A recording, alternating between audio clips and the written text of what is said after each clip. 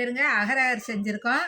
நம்ம வந்து colour food colour சேர்க்காம இயற்கையான கலர் சேர்த்து நாங்கள் செஞ்சுருக்கோம்.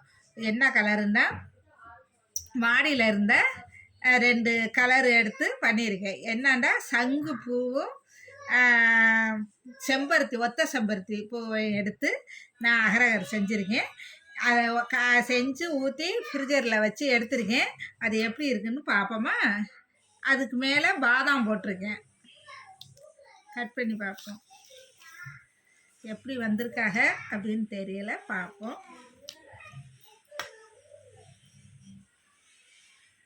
பாருங்க, இது வந்து ஒயிட்டு பால் சேர்த்து இந்த நடுவில் கொஞ்சமாக 2 பூதே இருந்துச்சு, அதனால லைட்டாக தெரியுது பாருங்கள். மேலே வந்து ப்ளூ கலர் செஞ்சுருக்கேன். இது 3 கலர் உள்ளதுங்க. நடுவில் இந்த ரெட் கலராக இருக்கிறது வந்து செம்பருத்தி, கீழே பால் ஊற்றி செஞ்சேன், மேலே வந்து கத்தி சங்குப்பூ கலர் செஞ்சுருக்கேன். நான் இது ஒரு பெரிய வீடியோவாக எடுத்திருக்கேன். நான் வந்து போடுறேன்.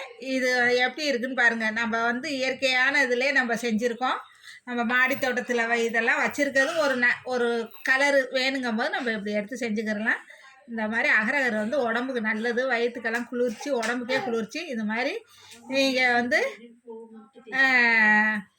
இந்த மாதிரி எல்லோரும் செஞ்சு சாப்பிட்டு பாருங்கள். அஸ்ஸலாமு அலைக்கும்.